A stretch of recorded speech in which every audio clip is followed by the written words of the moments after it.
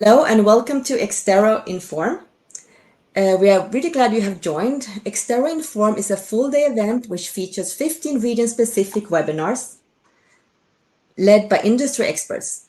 The 50-minute sessions dive into key challenges like collaborative forensics, cloud incident response, and insider threats.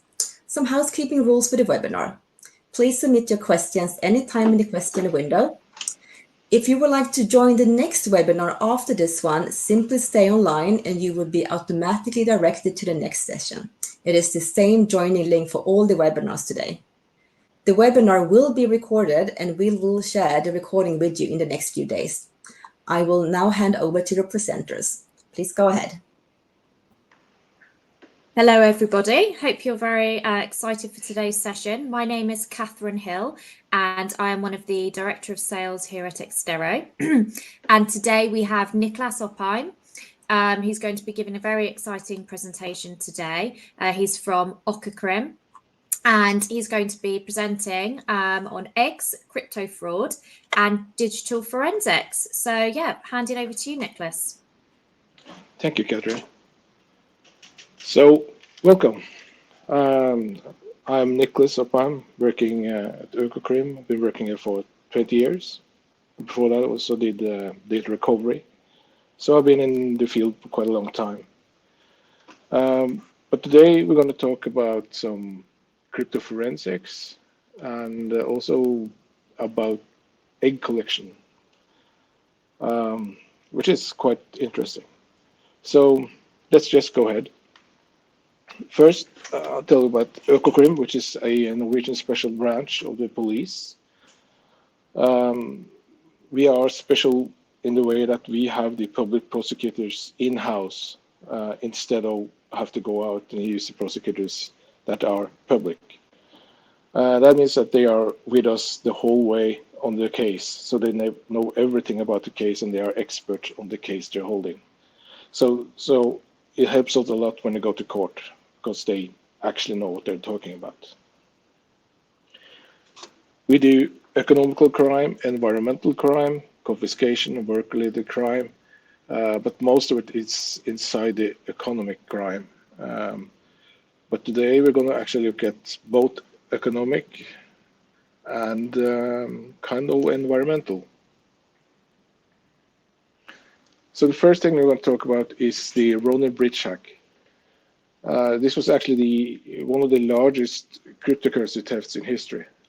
It occurred in March 2022, and the attackers, they stole approximately 173,000 Ethereum and 25.5 million USD coins. So it was a total of $620 million at that time. So it's quite a lot of money.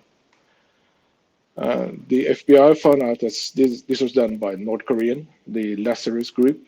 And we're going to talk about what happened after the attack, because they did attack, they do the theft, now they have to do the large-scale money laundering, and this is where we come in. So we could start with a quick summary.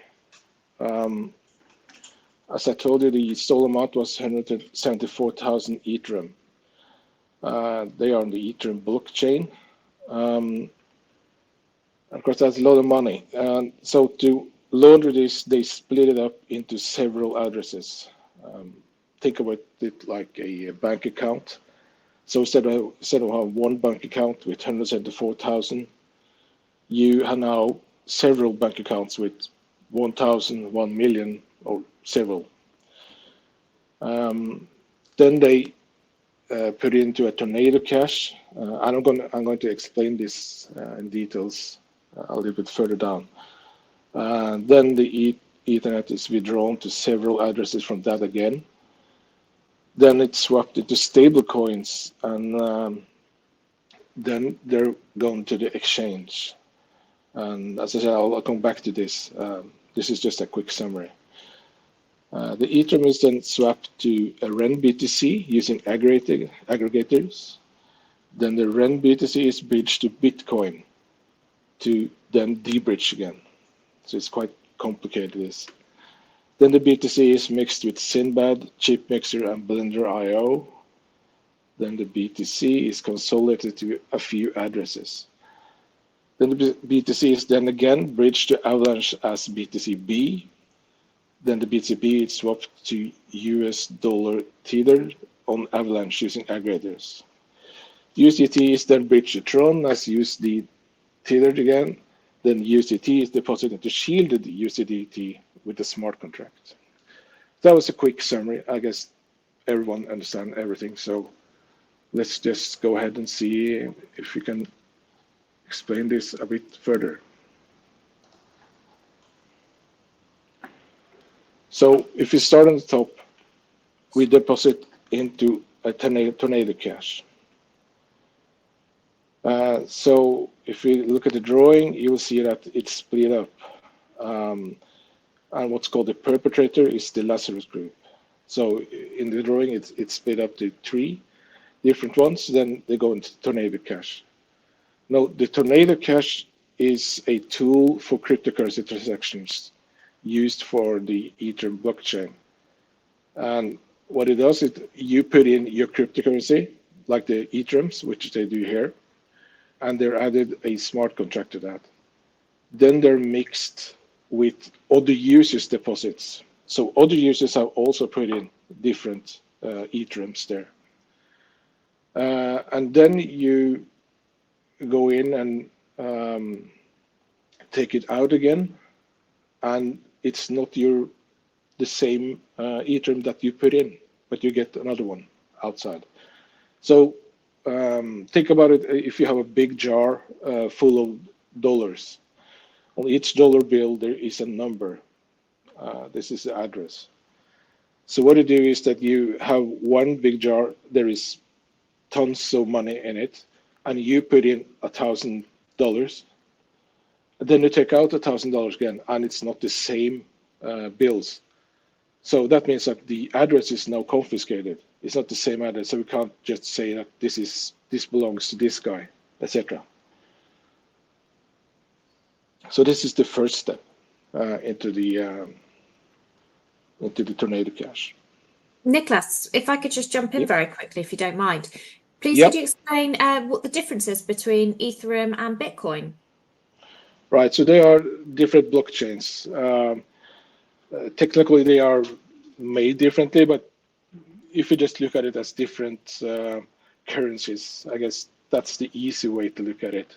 So Bitcoins is worth a lot more than Ethereum.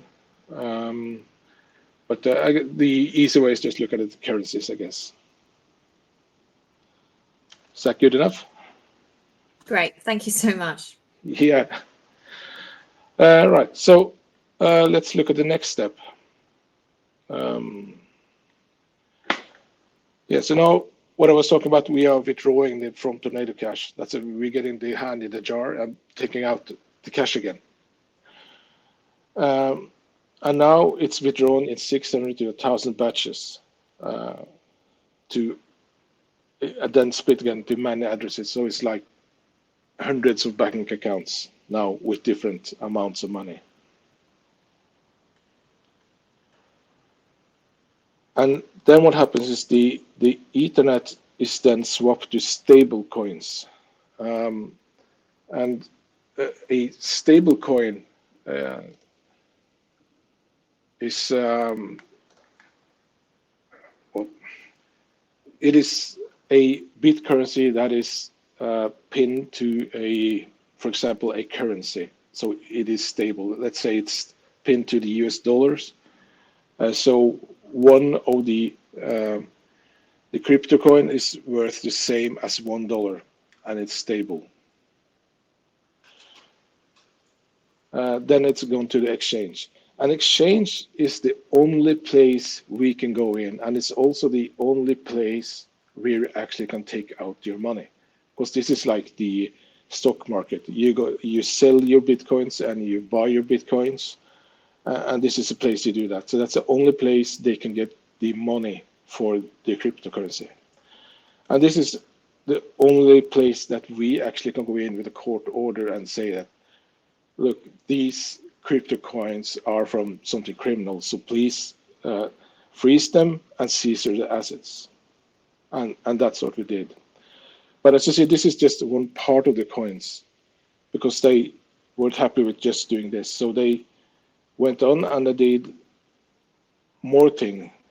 So now it's split up to even more perpetrators, not just the one on the top that goes to the exchange, but now again, it's split again. So now they're going into something called a Sinbad mixing. Sinbad is a service that works on the Bitcoin blockchain, and it's designed to obscure the transaction details. So it's really hard to find out who actually placed the money and who is taking it out. So you can say it kind of works like the Tornado Cash in some way. So it's just for obfuscation.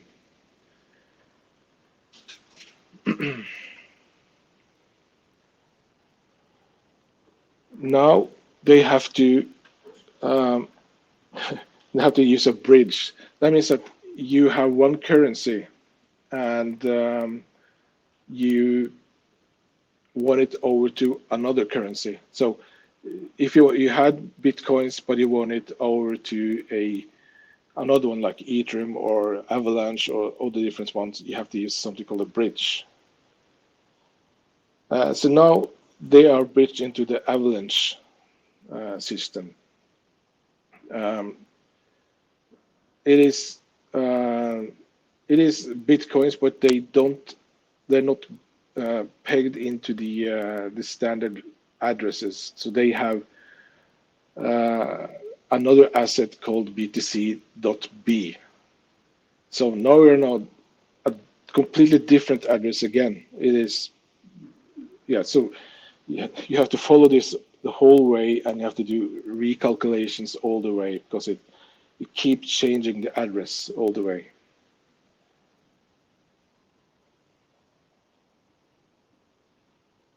So now they go even further. They are then using the BTC-Bs, and they swap it to USDT. And USDT, as I talked about first, that is the tethered one, which are a stable coin, which is, so if you have one crypto coin, you also have to have $1.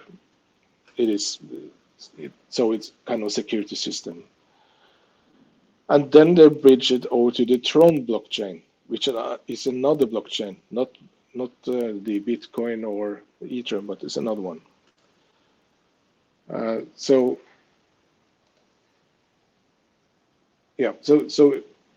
another, again, they're just changing another address. It's just a really large money laundering scheme.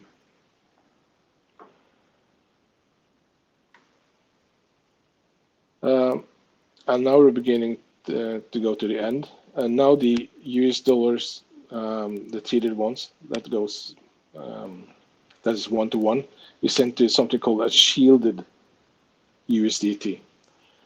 And the shielded is a stable coin, but where the addresses are hidden. So it's even more confiscating of the system. But there are ways we can actually trace it through them. But that's another discussion now.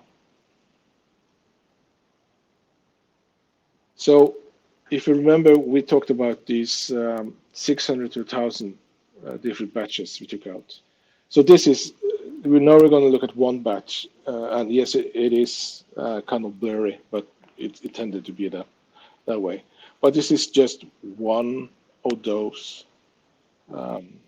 transactions or batches of transactions. And as you see, all of those dots are different new addresses that pops up when you do all the transactions all the way. So it's quite a job to keep record of everything and find out about everything. It's very complicated. It is pretty complicated, it is. But luckily we got some crypto experts here who also can program. So they made their own program to keep record of this. Yeah, so this is a very quickly explained way that we did to recover 5.7 million. There's a lot of money that we can't confiscate or take because it's not gone to an exchange. We don't know where they are because the only place we can actually get out something is at the exchange. In the other way, the perpetrators can't take out anything if they don't go through an exchange. So that means that their money is just floating around somewhere. So nobody actually knows where they are. Yeah, and yeah, I have forgot to tell you that this is all based on the Axie game, and that's where the theft was done. The Axie game is like a Pokemon Go kind of type, where you buy different characters, you train them, you fight with them, etc. But all of them are NFTs, so they are worth crypto. They are actually crypto, so you have to pay with crypto. That's why there was so much crypto inside the game that was hacked. Yeah, that was a quick walkthrough to the cryptocurrency. Now No. we're going to a cooking lesson. Yep. So now we're going to make scrambled eggs. So it's just a different recipe. Now, so in the winter of 2023, we got some tips by the Ministry of Climate and Environment in Norway and by some private actors about people harvesting rare eggs. And to me, this is pretty new. I might have heard about it, but I didn't think that it was such a big problem. But anyways, we started to ransack several places in Norway.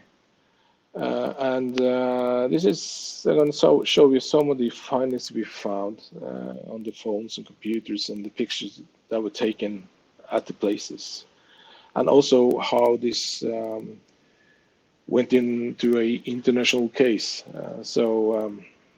Yeah, let's just start. This is at one of the houses, and as you see, there are eggs everywhere, and these are rare eggs. Some of them are for extincted birds, some of them are for rare birds, etc. So they're worth a lot of money. So this is some more. There's cabinets all over the place with eggs. Now, these pictures, or these 4 pictures, is from the kitchen area. And as you see there are like syringes on the top left there. And what they do is they use the syringe and they poke a hole in the egg, as small as possible, and they take out the inside.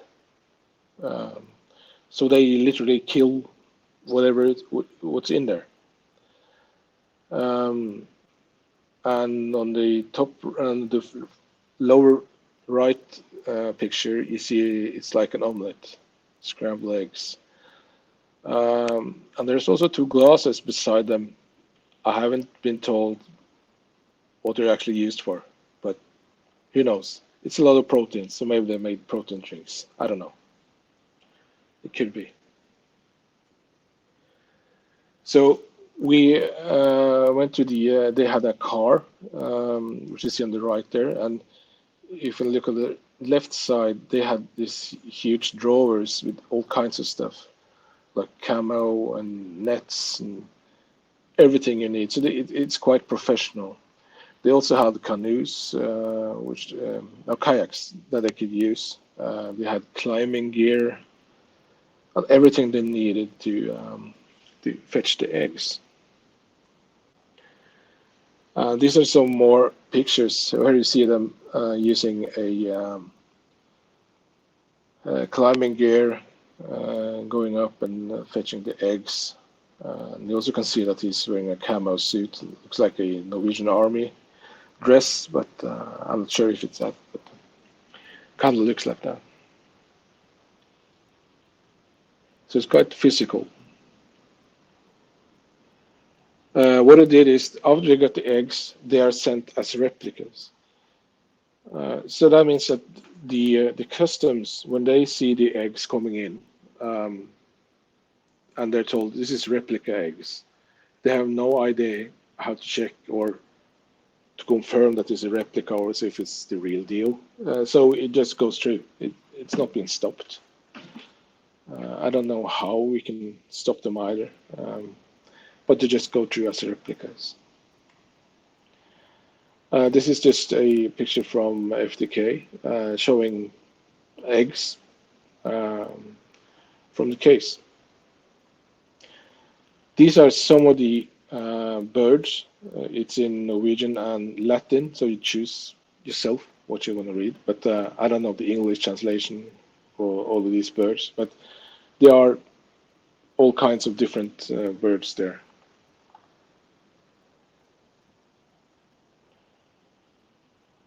This is some handwritten notes we found. There is a price per egg on the side.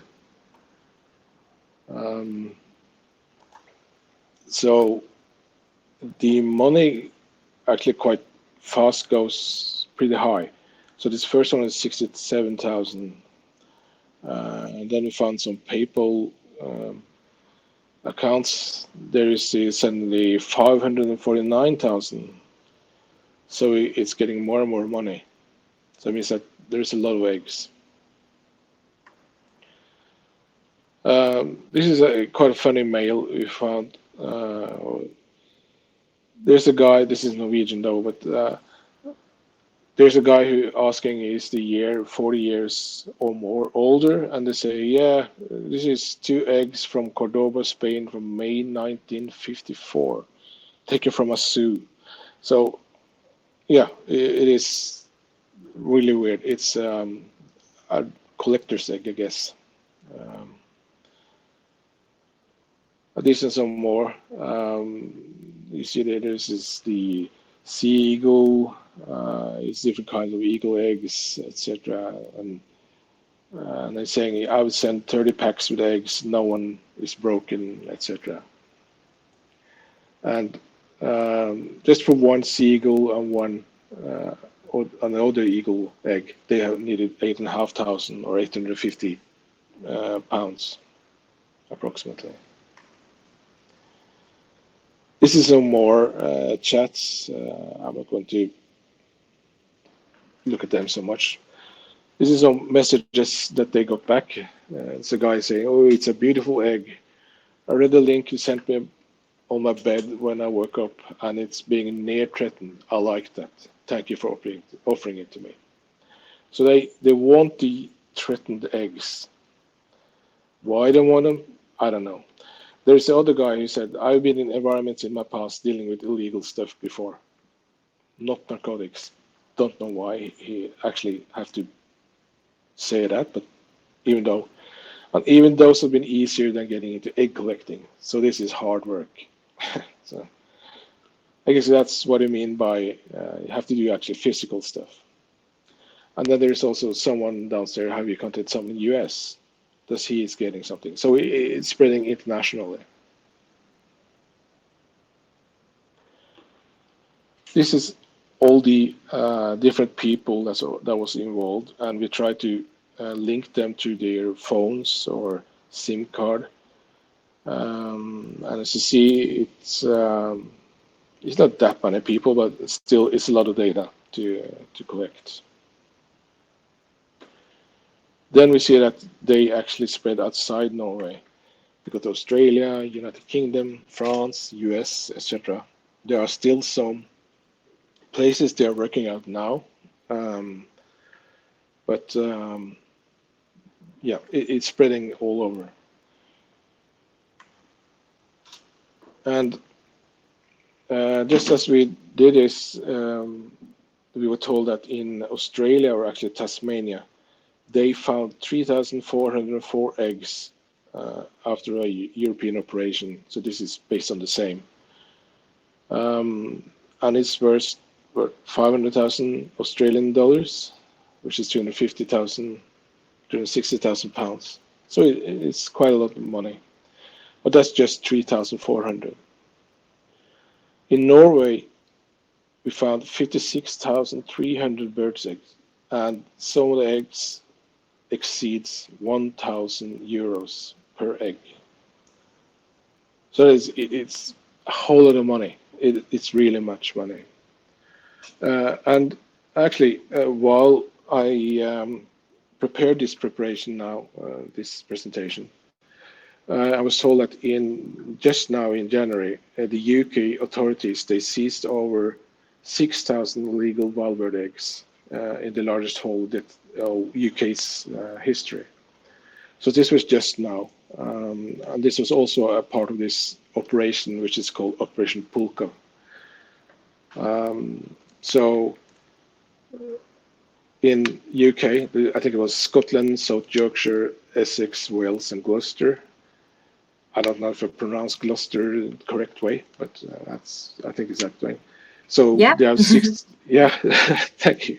So it's 6,000 eggs in the UK, 56,000 in Norway, 3,500 in Australia, and that's so far. It's still going on. So we're waiting on more countries to come in. So I haven't calculated how much money it is, but if an egg could be £1,000, euros, it is quite a lot of money. It is. Yeah, I think that was actually a pretty quick run through the cases. I just want to show in the end how we like to work, because FTK Central has become somewhat essential, but it has one thing, that it needs space. So we use 8K screen. This is one 8K screen. So you see, just to manage to have things on the right side, there's the entities, and then there's the preview, and then there's the grid, etc. So it needs a lot of space to use FTK Central compared to Core, which is somewhat similar, or small use. So yeah, I think that's actually it from me. That's great. Thanks, Nicholas. I've just got a couple of questions from my side before we jump into other people's questions, if you don't mind. So I'm just quite keen to understand if you've noticed any kind of emerging trends in crypto fraud or scams like these. And then on that, how do you see them evolving in the next couple of years? Yeah, well, we see more and more crypto on almost, I wouldn't say every case, but most of the cases today, there are crypto involved. Yeah. And it's a way to launder money. And some of them, of course, use it to invest. So they buy Bitcoins or other kinds to try to make some more money. But mainly it's used for money laundering. So I think that's a huge trend that's coming. It's already started, but yeah, it's coming. Yeah. It'll really take off, I think, isn't it? Yeah. And what would you think are the biggest misconceptions that people have about cryptocurrency investigations? Well, I won't say that it wasn't difficult, but because it is. We're just lucky that we have really good people here that do know crypto. But crypto it's about going one step at a time, because you have to do one calculation, then go to the next place, then have to do another calculation and try to figure out how does this crypto work. So it's step by step by step, and it takes a lot of time. But it's just a way that don't give up. There are ways to go there, and most of the crypto today, it's open source, so you can go out, you can learn about how it works. So we understand the addresses or the numbers that are being used, and also most of the tools that are being used, like the mixers and bridges, etc., are also open source, or you can find documentation about it online. But there's quite a lot you have to do, and you don't have to, but if you can program and make use of software that can make the calculations and find out more information for you, you actually have to do that. Okay. Thank you. So I'm just going to jump into a couple of the audience's questions, if you don't mind now. Yep. So the first one, which is quite key, is what advice would you give to investigators who are just starting to work on cryptocurrency related cases? Yeah. I'd say, even though you can find out quite a lot by yourself, make contact with other people, other agencies. There are people out there that are experts in crypto. Make use of them. Use your software vendors. Ask Exterro, do they know anyone? If you use Magnet or anyone else, ask them, use them.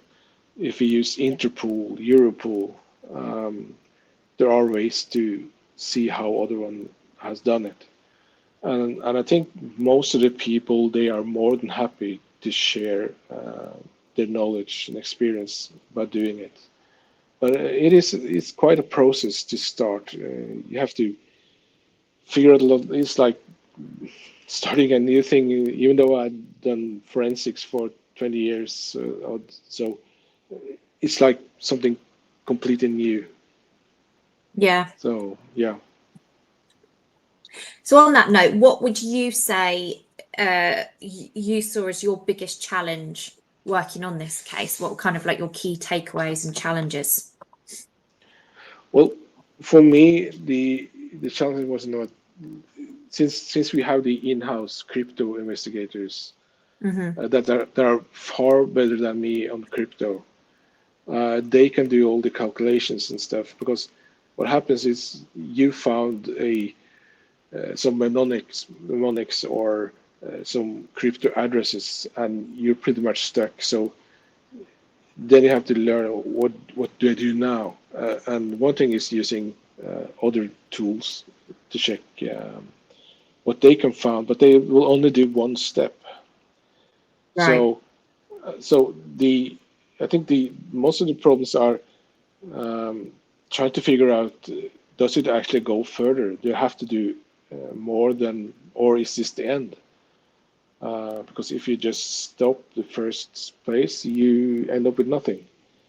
So there is a long way you have to go. And when you use these tools, you put in your address and it shows where it stops. Then you have to do the next calculation. They put in that address, and that goes to another stop, and goes on and on and on. So I think for me,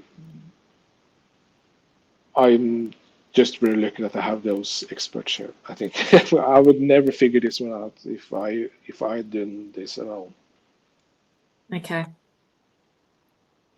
And would they have got away with it if they had been using Monero? That's a good question, though. I can't. I don't know if this is related to the Norwegian case of the kidnapping. They used Monero, and I never found out. But it's a different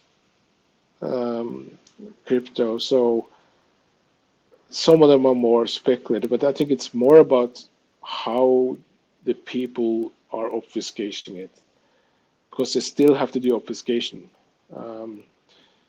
And are they using mixers? Are they bridging it to different things to try to launder the money?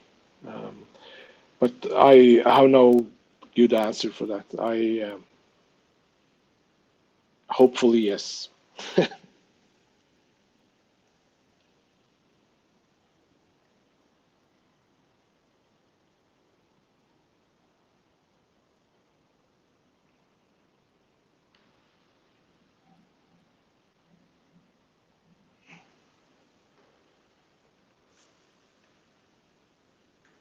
Did you have any more questions?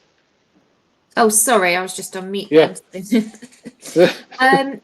Yeah, so do you know of any programs that are being used by cybercrime enforcement agencies to track cryptocurrency money transfers? Right. So it's all the standard crypto softwares. It's the one with the kind of hard name. What's it called again? The most common one.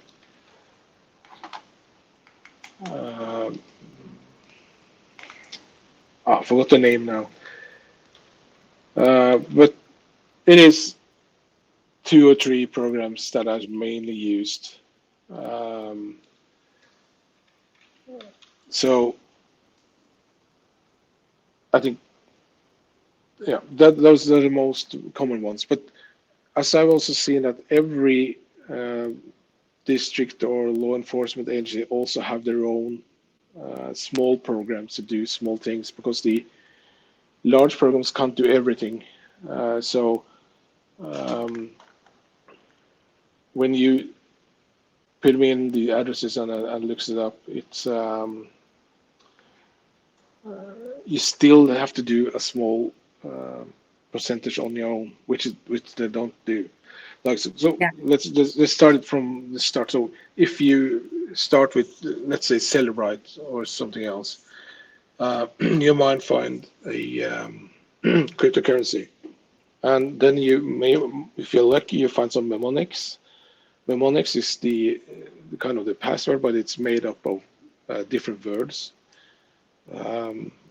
So from there you can go into different tools, and most of them are free, of those ones. And you put up the mnemonics and the address, and it decrypts. So we end up with a lot of addresses. And those are the addresses you put into the other programs. Other program I can't actually remember the name of. I'm sorry. No worries. Okay. This is a good one. This question here. So, what are the red flags that organisations and individuals should be looking out for to avoid falling victim to crypto-related scams, so they don't need a digital forensic investigator? That was quite a large question. Yeah. To look out for scams. Well, I'd say if you're going to invest or going to do something with crypto, use the known vendors like Coinbase and the other ones. Don't use stuff you haven't heard about, because most of the like Binance and Coinbase, they are kind of secure. But crypto scams, yeah. I don't know how to avoid it, but the best thing would be never. I guess you know if you bought crypto, so don't jump on anything that said that you found crypto. Or I remember there was this scam not too long ago, but Elon Musk was an AI generated thing where they said that if you buy this, you get the double return, etc. So I guess the final thing is, if it sounds so good, it isn't. Okay, thank you. What international collaborations or partnerships have been most effective in tracking and prosecuting crypto-related crimes? Yeah, so this case in particular was started by FBI, so we had to use it by FBI. But then, as you know, it's on the net, so it's not based in one country. So it takes it to a lot of countries. And I know the Ifjod in Netherlands, they took down the Sinbad.io mixer. So it is quite an international thing. But I would say Interpol, Europol, and FBI have been most used ones. Great. Okay. And I think this is the final question that we've got from the audience so far. What legal or jurisdictional challenges do you face when investigating cryptocurrency crimes that cross international borders? Yeah, as all of them do, pretty much.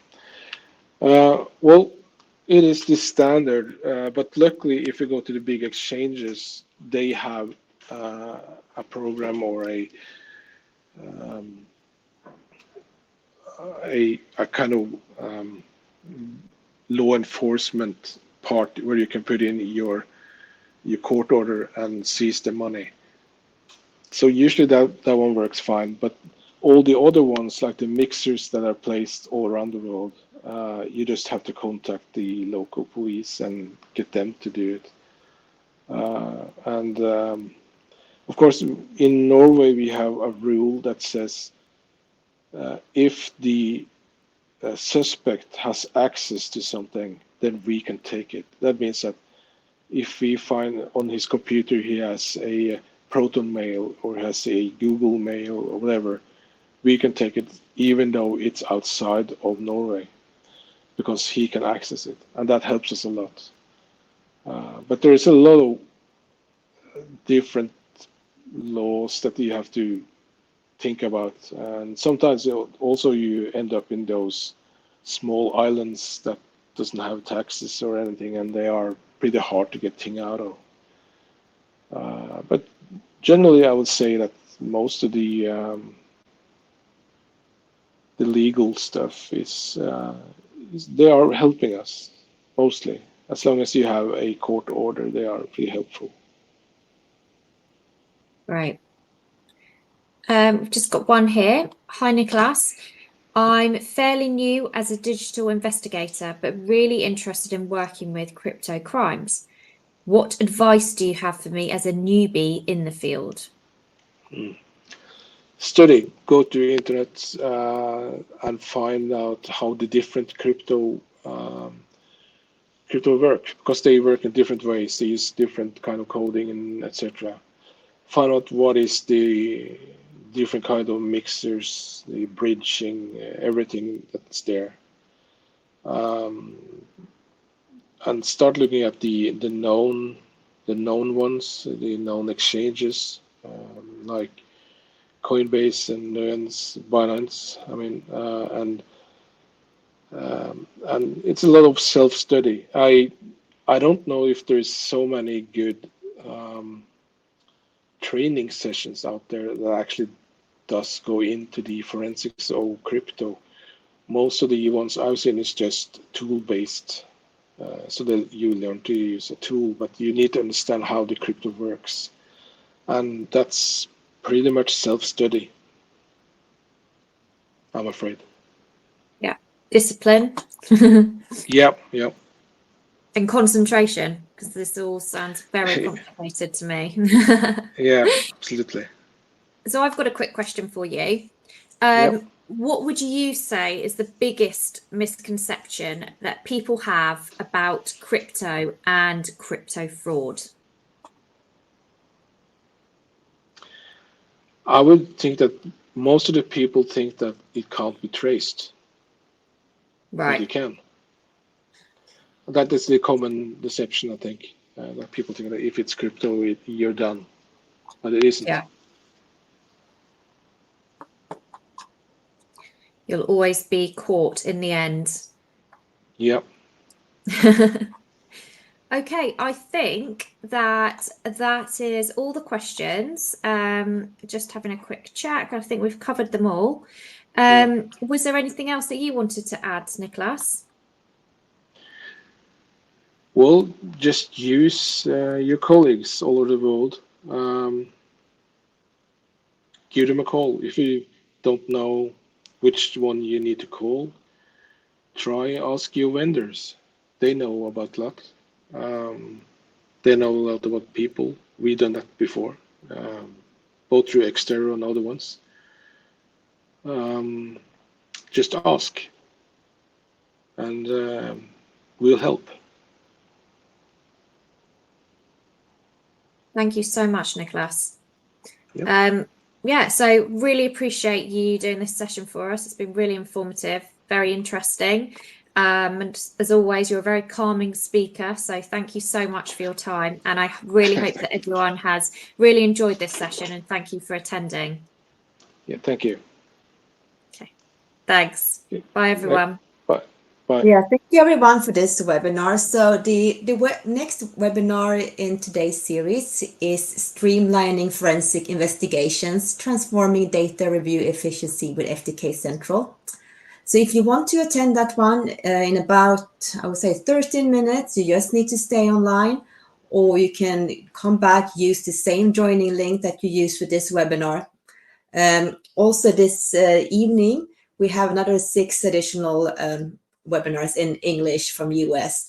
So again, you can look at the email that was sent out yesterday that contains all those webinars. Thank you so much, and hopefully see you in the next webinar. Thank you. Bye-bye. Bye, everyone.